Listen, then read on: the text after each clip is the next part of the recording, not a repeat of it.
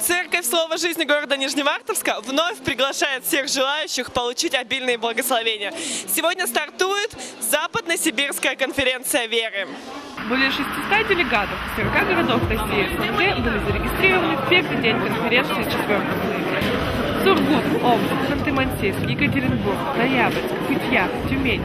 У каждого гостя конференции, несомненно, особые ожидания от этого значимого события.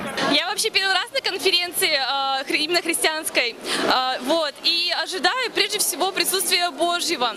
Мне очень интересно послушать пасторов из других городов и пообщаться просто с людьми, с простыми христианами, как и я. Я верю, что Божья слава будет приходить на это место, и эта конференция будет радикально менять жизни многих пасторов, лидеров и даже служителей церкви. Я думаю, что Божий Дух будет наполнять наши сердца, и Бог будет вооружать нас для того, чтобы мы могли бы нести Его Слово, чтобы очень много людей могли бы прийти в Царство Божие, они могли бы уверовать и спастись. Открывал конференцию старший пастор церкви Нижневартовска и епископ по Ханты-Мансийскому автономному округу Василий Витюк.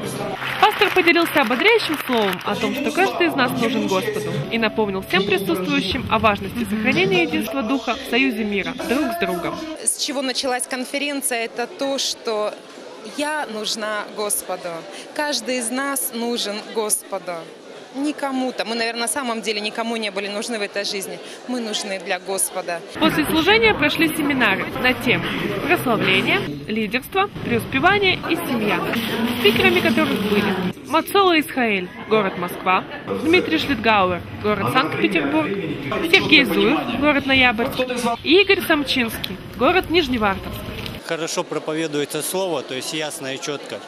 И говорится именно о том, что в чем мы нуждаемся сейчас. Открываются глаза. Очень хорошая организация и очень хорошо то, что можно встретиться с людьми с разных городов, со своими братьями и сестрами, с которыми я знаком.